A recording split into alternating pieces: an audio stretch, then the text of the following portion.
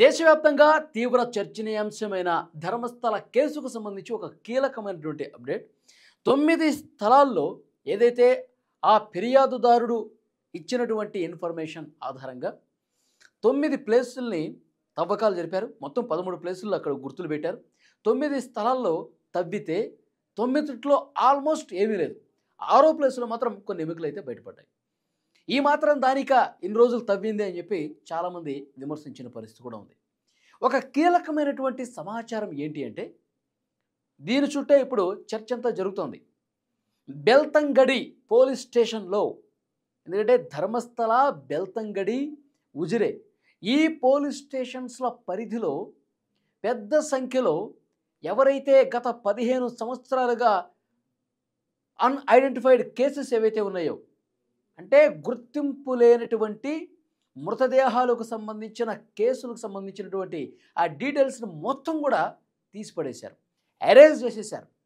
ఇప్పుడు ఇన్వెస్టిగేషన్లో బయటపడ్డ తాజా విషయం ఏంటంటే బెల్తంగడి పోలీస్ స్టేషన్ పరిధిలో నమోదైనటువంటి కొన్ని వందల కేసులకు సంబంధించిన డీటెయిల్స్, కొంతమంది నేత్రవతి నదిలో కొట్టుకుపోయినటువంటి మృతదేహాలు కావచ్చు, అసలు ఎవరో తెలియకుండా చంపి పడేసినటువంటి మృతదేహాలు కావచ్చు, తర్వాత చాలా మృతదేహాలు ఆ నేత్రావతి నదీ తీరంలో గత 15 సంవత్సరాల్లో దొరికినటువంటి ఈ శవాలన్నీకి సంబంధించినటువంటి సమాచారం అన్నీ కూడా పూర్తిగా డిలీట్ చేసేశారు, పూర్తిగా ఎరేజ్ చేసేశారు. ఇప్పుడు వాటి గురించి సమాచారం బయటకు తీయాలంటే కూడా ఎవరికీ దొరకని పరిస్థితి ఉంది. అది కూడా ఎలా డిలీట్ చేశారు? ప్రభుత్వ ఉత్తర్వులకు అనుగుణంగానే వీటన్నిటిని అరెస్ట్ చేశామని చెప్పి ఆర్డర్స్ కూడా చూపిస్తూ ఉన్నారు. అసలు ప్రభుత్వం ఎందుకు ఉత్తర్వులు ఇస్తుంది? ఆ డీటెయిల్స్ అన్ని కూడా తీసి పడదొబ్బండి అని చెప్పి ప్రభుత్వం ఎందుకు చెప్తుంది? ఉత్తర్వులు ఎందుకు ఇస్తుంది? దీని గురించే ఇప్పుడు చర్చ అంతా జరుగుతోంది. అంటే కావాలనే ఇంతమందిని అమాయక మహిళల్ని, అమ్మాయిల్ని, స్కూల్కి వెళ్ళే పాపలను కూడా దారుణంగా అత్యాచారం చేసి చంపేసి ఇవన్నీ కూడా బయటకు రాకుండా ఉండటం కోసం ఆల్రెడీ ఒక శవం దొరికింది, పోలీసులు వస్తారు, కేసు నమోదు చేస్తారు, తర్వాత ఇన్వెస్టిగేట్ చేస్తామని చెప్తారు, పక్కన పడిపోద్ది, తర్వాత ఈ మృతదేహాన్ని ఖననం చేసేస్తారు, అయిపోతుంది, కేసు క్లోజ్. ఆ డీటెయిల్స్ అన్నీ కూడా 15 సంవత్సరాలుగా ఉన్నవన్నీ కూడా అరెస్ట్ చేసేసారంటే దాని అర్థం ఏంటి అంటే ఈ అఘాయిత్యాలకు, ఈ అరాచకాలకు పాల్పడినటువంటి పెద్దలు ఎవరైతే ఉన్నారో, దీని వెనకాల ఉన్నటువంటి మెయిన్ సూత్రధారి ఎవరో ఉన్నారు కదా, వాళ్ళ ఆదేశాల ప్రకారమే ఈ బెల్తంగడి పిఎస్ పరిధిలో ఉన్నటువంటి కేసులు మొత్తం కూడా అరెస్ట్ చేసేశారు, డిలీట్ చేసేశారు అని చెప్పి ఇప్పుడు అనుమానిస్తున్నటువంటి పరిస్థితి ఉంది. సిట్ అధికారులు ఇప్పుడు కర్ణాటకలో ఈ కేసును ఛేదిస్తున్నటువంటి సిట్ అధికారులు దీని మీద ఇన్వెస్టిగేట్ చేస్తూ ఉన్నారు. అసలు ఎందుకు ఇవన్నీ కూడా డిలీట్ చేసినటువంటి పరిస్థితి ఉంది. మొత్తం 1995 నుంచి మొన్నటి వరకు కూడా 15-20 సంవత్సరాల కాలంలో ఉన్నటువంటి అన్ఐడెంటిఫైడ్ డెడ్ బాడీస్కి సంబంధించిన ఆ డీటెయిల్స్ అన్నీ కూడా పూర్తిగా లేకుండా చేశారంటే ఇందులో మర్మం దాగుంది. చాలా దారుణాలు ఇక్కడ జరిగాయి. కామ వాంఛతో ఇష్టం వచ్చినట్టుగా ఒంటరి మహిళ కనిపిస్తే చాలు, వాళ్ళని చిన్న పిల్లలైనా సరే, స్కూల్కి వెళ్ళే టీనేజ్ పాపలైనా సరే, ఒంటరిగా కనిపిస్తే చాలు తీసుకెళ్ళిపోయి దారుణంగా హింసించి, మాట వింటే సరి లేకపోతే చంపేసి ఈ విధంగా నది ఒడ్డున పడేశారు అనేది ఇప్పుడు చర్చ జరుగుతుంది. ఇవన్నీ కేసులు డీటెయిల్స్ అన్ని కొట్టేశారంటే దాని అర్థం అదేనా? దీనికి బలం చేకూరే విధంగా అనన్య భట్ 2003వ సంవత్సరం మణిపాల్ మెడికల్ కాలేజీలో ఫస్ట్ ఇయర్ స్టూడెంట్. ఆ పాప కొంతమంది ఫ్రెండ్స్తో కలిసి ధర్మస్థలకు వచ్చింది. ఆ ఫ్రెండ్స్ అందరూ కూడా వచ్చేసారు సేఫ్గా, కానీ ఈ అనన్య అనే పాప మిస్ అయిపోయింది. ఆ అమ్మాయి అసలు ఎలా మిస్ అయిపోయిందో కూడా తెలియదు, ఏమైపోయిందో కూడా తెలియదు. దారుణంగా ఇదే రకంగా చంపేసి ఉంటారని చెప్పి బలంగా అనుమానం ఉంది. ఆ సుజాత భట్ ఎవరైతే అనన్య తల్లి ఉందో ఆమె వెతుకుతూ ఉంది. ఒకసారి మిస్ అయిపోయింది, ధర్మస్థలంలోనే మా పాప చివరిసారిగా కనిపించిందంట అంటే పోలీసులు కేసు తీసుకోలేదు. ఆమెను మెడపట్టి బయటికి గింటారు. ఆమె ఇంటికెళ్ళి చూస్తే ఆ సమయంలో 2003 ఆ ప్రాంతంలో ఇంటికెళ్ళి చూస్తే ఇంట్లో ఉన్న ఆ డాక్యుమెంట్స్, పేపర్స్ కావచ్చు, ఆ పాపకు సంబంధించిన వస్తువులు కావచ్చు అన్నీ తగలబెట్టేశారంట. ఇల్లు సగం తగలబడిపోయిందంట. వారం రోజుల పాటు కట్టు బట్టలతో ఆమె రోడ్డు మీద తిరిగిందంట సుజాత భట్. ఆమె చెప్తా ఉంది. కన్నీళ్లు పెట్టుకుంటా ఉంది. మా పాప ఏమైపోయిందో కూడా ఇప్పటివరకు నాకు తెలీదు. ఇంత దారుణంగా చంపేసి పడేశారు. కావచ్చు అలాగే జరుగుతోంది. చాలామంది ధర్మస్థలలో ఇలాంటివి చూశాను కాబట్టి, ఇలా జరిగినాయని చెప్పి అక్కడ స్థానికులు కూడా చెప్పుకుంటున్నారు కాబట్టి, మా పాపను కూడా అలాగే చేసుంటారని చెప్పి ఆమె కన్నీళ్లు పెట్టుకుంటాం. ఇంకొక ముఖ్యమైన విషయం ఏంటంటే, ఇప్పుడు ఈ కేసు డీటెయిల్స్ అన్నీ చెరిపేశారంటే, అందులోనే అనన్య కేసు కూడా ఉంది, సౌజన్య కేసు కూడా ఉంది. అందులో ఇంకా చాలామంది మహిళలకు సంబంధించిన కేసు డీటెయిల్స్ అన్నీ కూడా ఉన్నాయి. అవన్నీ కూడా లేకుండా చేశారనేది చాలా స్పష్టంగా దీన్ని బట్టి అర్థమవుతుంది. సో డెఫినెట్‌గా ఇందులో దీని కారకులు ఎవరో బయటకు రావాల్సినటువంటి అవసరం ఉంది. ఇవన్నీ కూడా సిట్ ఇన్వెస్టిగేషన్ చేస్తోంది. 9 చోట్ల తవ్వకాలు చేశారు. 13వ ప్లేస్ వరకు తవ్వకాలు జరపాలని చెప్పి కొంతమంది డిమాండ్ చేస్తూనే ఉన్నారు. పెద్ద ఎత్తున డిమాండ్ అక్కడ స్థానికంలో నుంచి అక్కడ ప్రజా సంఘాలు, అక్కడ ఉన్నటువంటి మీడియా కంటే మెయిన్ స్ట్రీమ్ మీడియా కంటే కూడా యూట్యూబర్స్ ఒత్తిడి తీసుకురావడం వల్ల ఈ కేసు ఒక యాక్టివ్ రూపం దాల్చింది. యూట్యూబర్స్ ప్రపంచానికి చాలా ఉధృతంగా ఈ విషయం తెలియచెప్పకపోతే పరిస్థితి ఇంతవరకు వచ్చి ఉండేది కాదు, ఎప్పుడో నీరు గారిపోయేది.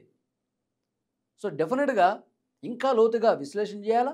సిట్ అధికారుల్లో అందులో ఉన్నటువంటి కొంతమంది లోకల్గా ఉన్నటువంటి అధికారులు ఎవరైతే ఈ సూత్రధారులు ఉన్నారో, ఈ మొత్తం చేసినటువంటి వ్యక్తి ఎవరైతే ఉన్నారో అతను చెప్పింది చెప్పినట్టుగా చేయబట్టే ఆ మంజునాథ్ గౌడ్ అనేటువంటి ఇన్స్పెక్టర్ ఆ ఫిర్యాదుదారుని, ఆ విజిల్ బ్లోయర్ అనే వ్యక్తిని బెదిరించాడు.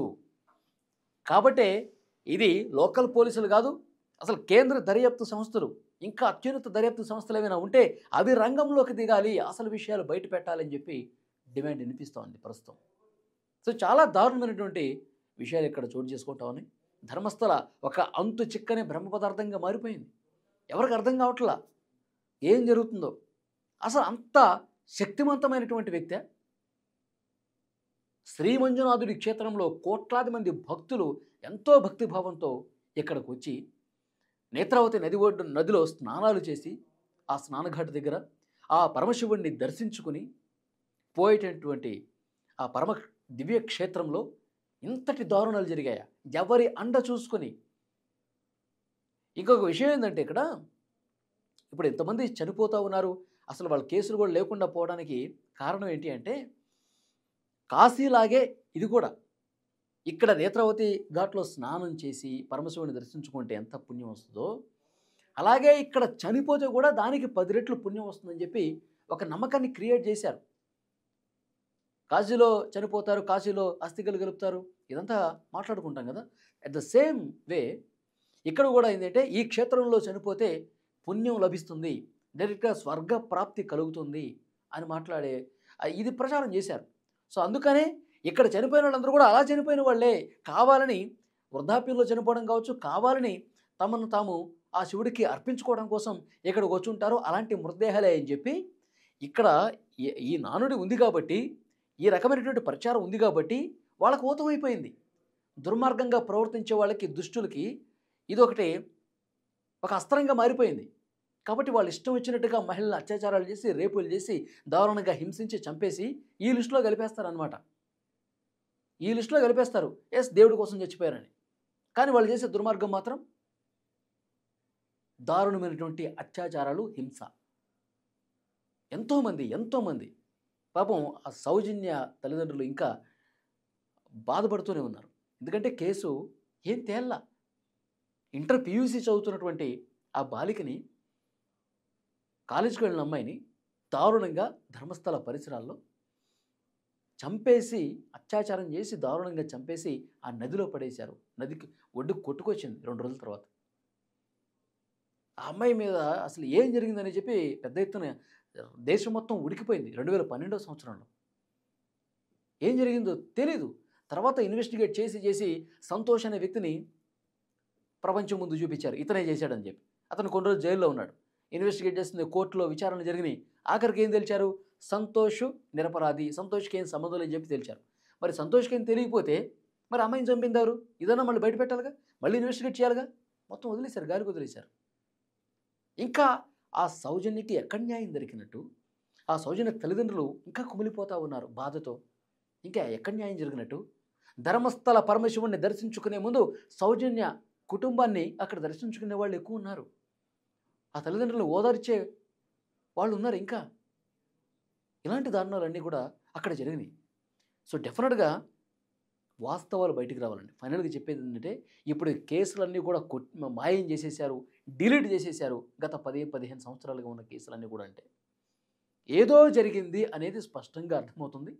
మరి ఇతను ఈ ఫిర్యాదు ఇచ్చినటువంటి వ్యక్తి సరైన ప్లేసులు చూపిస్తున్నాడా లేదో కూడా చూడాలి. ఎందుకంటే అతను ఎప్పుడో 10-15 ఏళ్ల క్రితం పూడ్చిపెట్టాడు. చాలా సంవత్సరం అయిపోయింది కదా. ఆ ప్లేసులు గుర్తించడంలో ఏమైనా ఇబ్బంది ఉందా, ఇది కూడా తెలియాల్సిన అవసరం ఉంది. సో ఏది ఏమైనప్పటికీ ఈ నేరాలు ఘోరాలు జరిగాయా లేదనేది చాలా స్పష్టంగా అధికారులు తెలియజేయాలి. ఒకటి, అది చేసిన వాడిని లోపలేయాలి, చాలా కఠినంగా శిక్షించాలి, చాలా దారుణంగా శిక్షించాల్సినటువంటి అవసరం ఉంది. ఫ్రెండ్స్, మీరేమనుకుంటున్నారు? ప్రస్తుతం ధర్మస్థలలో జరుగుతున్నటువంటి ఈ వ్యవహారానికి సంబంధించి, ఈ కేసుల మాయానికి సంబంధించి అక్కడ జరిగిన దారుణాలు మీరు వింటున్నప్పుడు మీకేమనిపించింది? కామెంట్ రూపంలో తెలియజేయండి.